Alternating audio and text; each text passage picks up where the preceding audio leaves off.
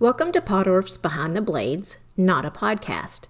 My name is Stephenie Ravenscroft, and in this episode, Josh Parent and Mark Saunders discusses the installation of the Flange frame louvers. Let's take a look. I know sometimes these flange frame louvers are installed incorrectly. Can you walk us through what the appropriate installation looks like?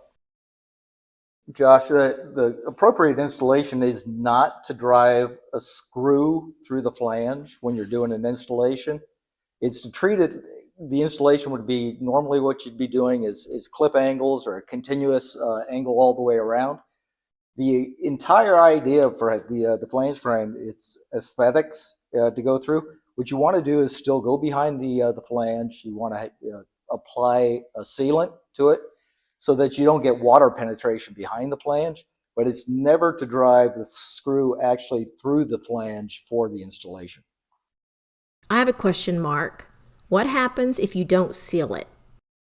If you don't seal it, the problem is, water that cascades down the building, the water will actually get behind the flange, get behind the louver, and then you could have water damage. So by coming through and applying a seal, a caulk seal that goes all the way through around the perimeter of the flange, that will actually keep that water from getting behind the flange and then getting behind the louver.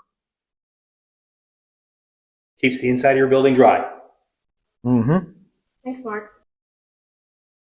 Here's the bottom line and the conclusion to this episode. Installing the flange frame louver correctly can stop damage caused by water getting behind the flange and the louver. The correct installation, like Josh stated, keeps the inside of the building dry. If you need assistance on installation or want to learn more, visit us at www.podorf.com.